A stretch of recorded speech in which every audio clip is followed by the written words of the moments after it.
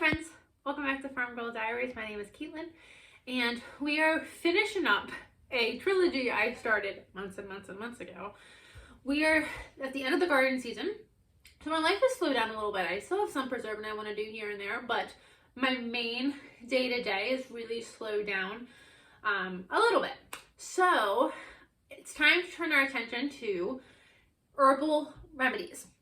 So in the spring, I did 2 of the 3 that I wanted to do at the time, and I didn't finish the 3rd one. I did 2 different herbal remedies.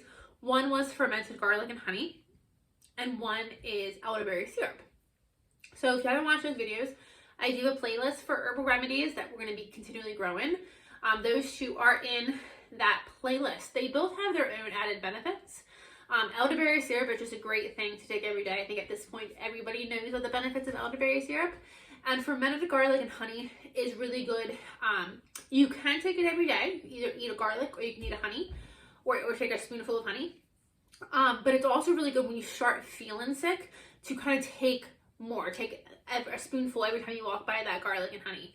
Honey is really good for you, especially, I always say, only use local honey to you for whatever you're doing, cooking, herbal remedies, anything like that. Always use local honey because that can really help with your allergies. If you're eating honey for the bees or the flowers that you have allergies to, eating that honey can help with your allergies.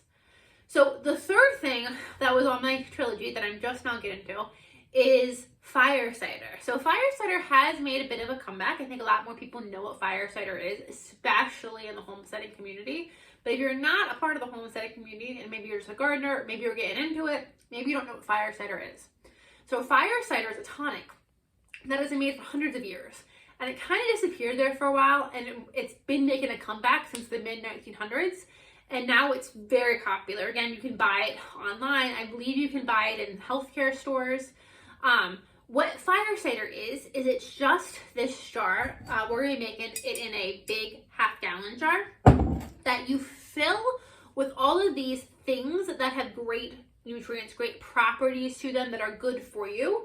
And by putting all of this stuff in one big jar and kind of letting it sit and everything just melts together, you end up with this tonic that has all of those good properties from each individual thing in one liquid form. So the idea of fire cider is you can take it every day. And especially as we're moving into cold and flu season, I intend to take a shot of it every day. When you're taking the fire cider, you can take it straight. I intend to take it straight as a shot, but you can dilute it with warm water. You can add it to teas. You can do whatever you want to do as long as you're getting that fire cider.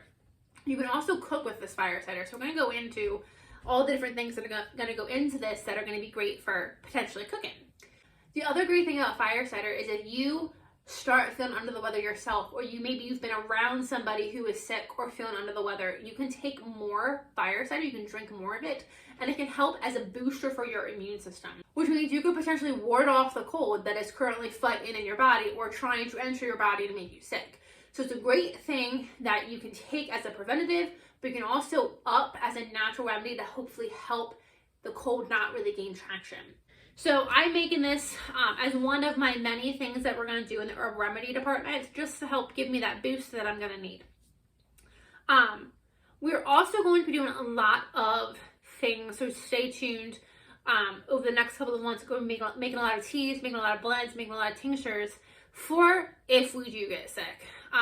What are some things that we can make now that if we do get congested or we do have nausea or sinus, whatever, we have things already on hand and made that we can do, that we can take, that we can slather ourselves with, that's going to help with our colds.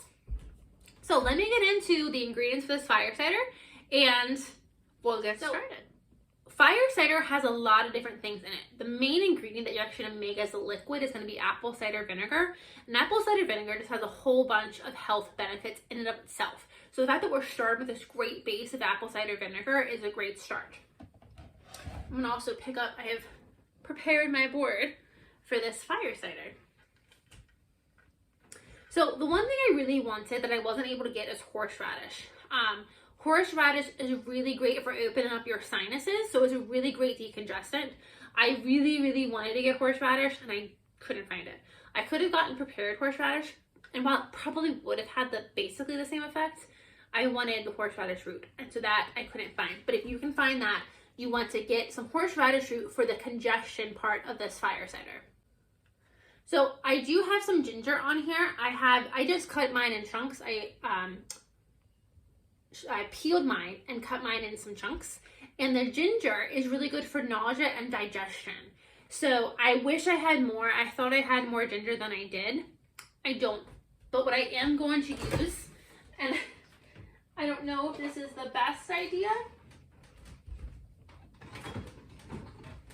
but I'm going to do it. I have some grated ginger in a tube. So I am going to be adding some of this grated ginger paste as well, because I really, with this fire cider, I really want something for nausea and digestion. Next, I have a whole bunch of garlic that I've just, and you can dice it. I have just chopped all my garlic in half. I have about 10 cloves that I've chopped in half. And garlic has great antimicrobial, that took me a little bit to say, and antibacterial properties. So that's just a great thing to add to any fire cider. And every fire cider recipe I looked up has different things, and I kind of pieced them all together based on all the different benefits that all of these different things have. Next, we have onions, and onions are great at preventing or recovering from the flu. I heard this recently, and my girlfriend tried it. Excuse me, that onion is strong. There's an old wives' tale, and she tried it, and she said she thinks that works. That if you have sickness in the house, you take an onion, you cut it, and you put it in a bowl on the table, or in the living room, and it'll draw in the toxins. So she says she thinks that might have helped her family get over the sickness that they had. So onion is definitely something that we want to add into our fire cider to help either prevent or just with the recovery effort if we would get a sickness like the flu. I also added lemon and oranges, and as well as their zest. I have lemon zest and orange zest. Both of these just have great properties. Oranges are so good for you. We all know oranges are good for you, as are lemons. They're going to add great flavor, and they're both just going to bring different things to the table that I think are just going to help with the nutrients that are going into us, and as well as the taste. So they're just two great additions. We're also going to add some turmeric. Turmeric is very good for you. You're actually supposed to be taking turmeric every day. My mom actually has like a turmeric concoction that she takes every day that she swears by. So turmeric is just one of those spices that the more you cook with it, the more you use it, your body just really loves it, and it's really good for you. So we're going to be adding some turmeric as well as some cayenne pepper. This one actually surprised me. Cayenne pepper is good for blood circulation. So especially if you're somebody that's looking for this fire cider to be maybe help with your blood or your circulation, definitely make sure you're adding some cayenne pepper. This is going to give it a little bit of a spice, and you also can add jalapenos. I plan on going to the garden then and getting some jalapenos and just cutting them open and throwing them in here whole. But that's where we're going to get some of that fire from. So fire cider is spicy, and we will add a little sweetness when it's all done. But we definitely want to add in some cayenne pepper for that blood circulation properties. Next, cinnamon sticks. I have some cinnamon sticks. Cinnamon, so good for you as well. I prefer to take my cinnamon on like pumpkin pies and apple dumplings. Not how you're supposed to take your cinnamon, but cinnamon again is again another thing that is really very good for you. So we're just gonna throw a couple of sticks of cinnamon into the fire cider. I will, in the description below, actually list out all of the ingredients I have and all the benefits that they bring to the tonic. And lastly, we're going to be adding some rosemary. My recipe called for rosemary. I don't honestly know why. I've never heard of rosemary being a health benefit, so I want to look that up, and again, I'll put that in the description below. So now all we are going to do is fill up our half-quart jar with all of these ingredients, and then we're going to top it with some apple cider. So let me bring you down here and I'll show you what I'm doing.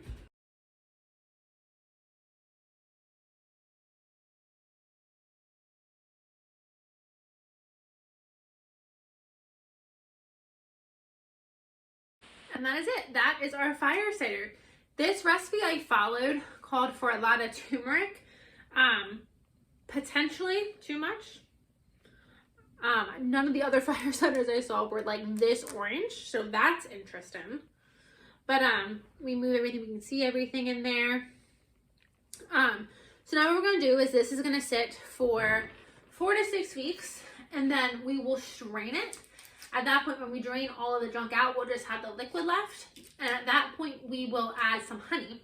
And the honey will sweeten it and make it a little bit more appetizing to take shots of. But this is a great thing, and this is a great thing to start now. We're in the beginning of the cold and flu season. Get a head start on this now. This will be ready in about a month. So I just think it's pretty. I wish it wasn't so, I wish you guys could see it. I wish it wasn't so cloudy with the turmeric, or so orange. But it called for lots of turmeric, so I'll put the recipe down below too. But I'm excited. One more remedy that took literally less than 5 minutes to put together. Ready for our shelf. So I'm going to go put this in my pantry in a dark, cool place, and I will remember to come shake it every single day. I did put parchment. I would have preferred to put a plastic lid on here. There can be some sort of reaction between the metal and everything in here. So it's recommended to either use a plastic lid or to put a piece of parchment between the lid and the contents. So I just put some parchment in there, and this won't get opened until a month, 4 to 6 weeks. So thank you guys for joining me, and we'll see you guys on the next video.